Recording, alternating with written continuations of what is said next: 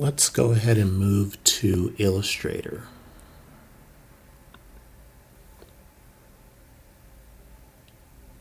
So by now you should have pictures of your cube, which those are the 5 you turned in previously. You've got a folder named croppings with 5 different crops taken from your cube, which are JPGs, and you also have a TIFF of the cube. So next we're going to move into Adobe Illustrator, and I named a file, created a file and named it Cube AI, or Cube Adobe Illustrator. And I've already started. I made a symbol staging Adobe Illustrator file. And what that is simply, it's an 8.5 by 11 file in Illustrator. So if you need a refresh on that, go to Illustrator, go to File, File New. We're going to select Print up here at the top. We're going to change our points to inches. And we're going to leave it at 8.5 by 11. That's all you really got to do, because we're just going to be tracing on this. And I'm going to call this one Staging. You're not going to turn this file in. This is just a sketch pad, if you will. So then hit Create, and that's what I have here.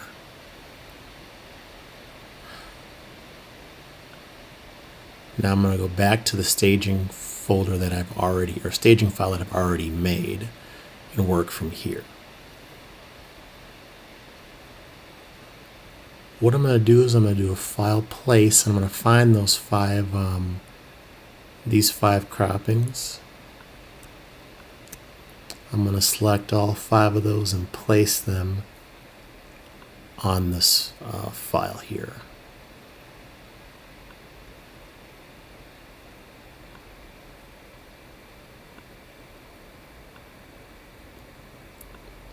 Like so.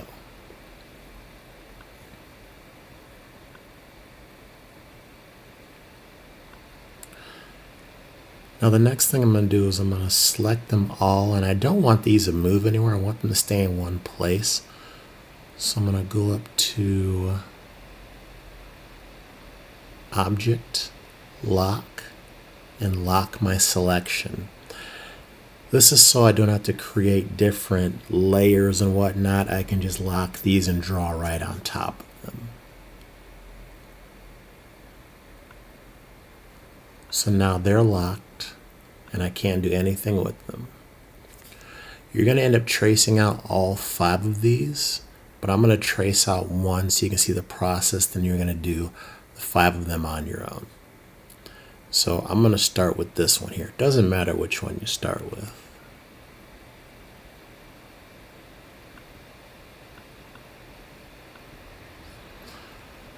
Okay, I'm going to grab my pen tool, and I am going to get rid of my fill, and my stroke, I'm going to change it to a different color. It can be any color. I'm going to choose blue because I like blue. So we got this bluey, purpley color, that's fine. And what I want to do is I want to trace out all the dark stuff. So I'm going to start up here. And we're just using straight lines going. I'm not going to try to trace around and get all these little intricacies in here. I'm just looking at getting all the big stuff.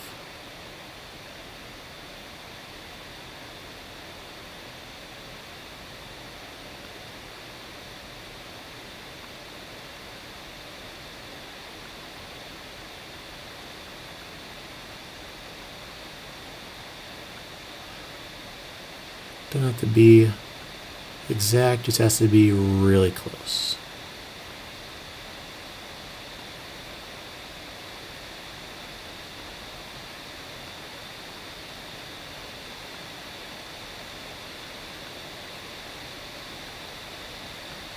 You can see as I'm going here.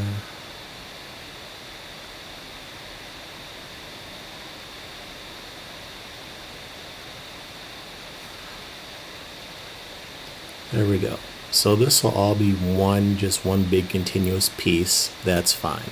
But you can see there's a part here, there's a hole right there. So I'm going to trace around that, and I'll come back to it later.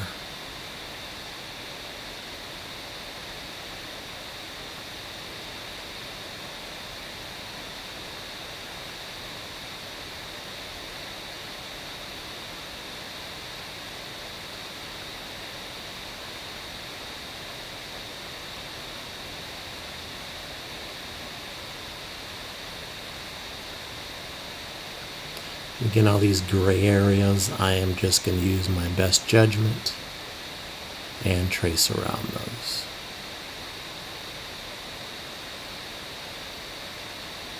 Okay, so all this counts as one piece. So I'm going to trace around this one here.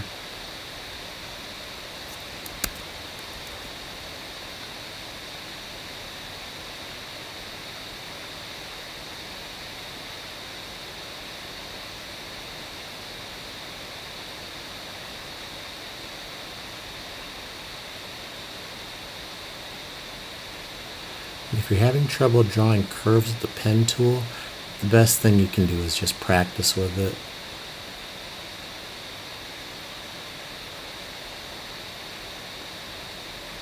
That's how I learned it, just practice with it. This here counts as one piece also. Then we've got these little pieces down here. I'm going to grab a couple of them.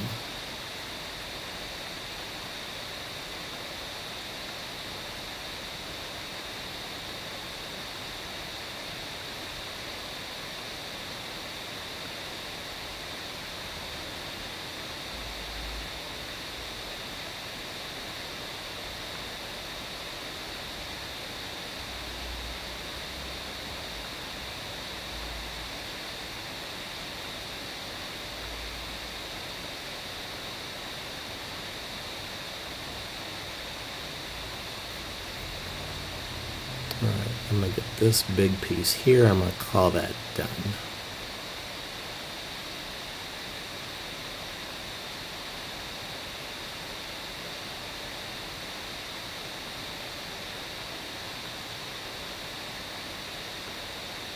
Okay. So now all these pieces are traced up. And now I need to punch out this hole here in this big black piece. So I'm going to I selected both of these, and I'm going to swap my stroke and my fill, so now all that's filled in. Okay? So that piece is still there.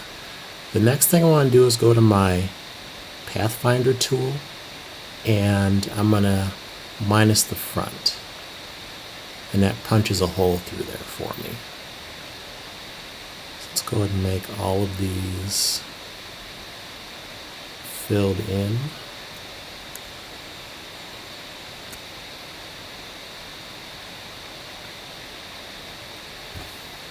Now if I'm looking at this piece counts as 1, 2, 3, 4.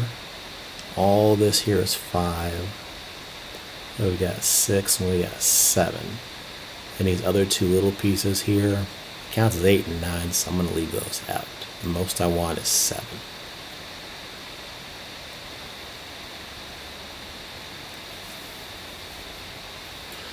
And why are we doing the most 7 pieces? The reason why we're doing the most of 7 pieces is so that we don't clutter or muddy up our final product, which will be a composition of 10 inches by 10 inches, which I'll get into that in the next video. Next thing I want to do is I want to grab all these pieces. I want to change them into all my whatever color I picked here, change those to black. I want to grab my rectangle tool, and I'm just going to click somewhere on my background. It's going to ask me what size do I want my rectangle. I want it 2 inches by 2 inches. I'm going to hit OK. And this thing here needs to be white.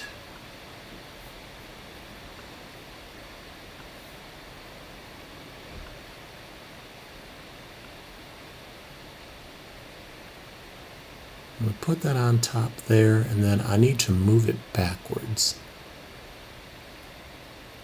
So we don't want to send it all the way to the back because then it'll go behind our image and that might get a little bit confusing for us. So we want to just send it backwards. And you can see we've already sent it backwards. We see some of our image there popping up. So I'm going to do that again. Object arrange, send backward.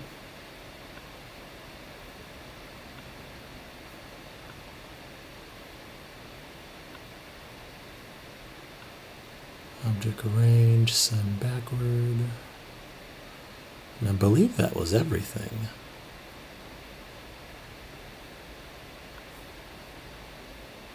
Yep, so I have both of these two pieces now. I'm going to group them together. So what I did was I selected them here like this. And I'm going to do an object group. I'm going to zoom out and move this over here. So see how this extra extraneous information, we don't need all that. All these little lines, that's too much detail. This right here is perfect.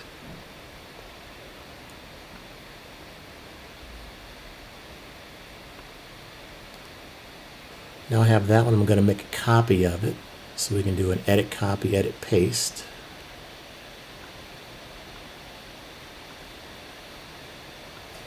And now there are two. But I need one to be the opposite of the other. We've done this before in class. So I'm going to select this one here. I'm going to go to edit, edit colors, and then invert colors. And you can see it just inverts the colors. So you finished, or I've finished one of these. You're going to do that with all 5 of them. Okay. And then once you'll have 10 symbols total. Once you have them all together, you're going to take a screenshot and upload that to Blackboard so that I can take a look at them. And I'll show you how to do that in the next video.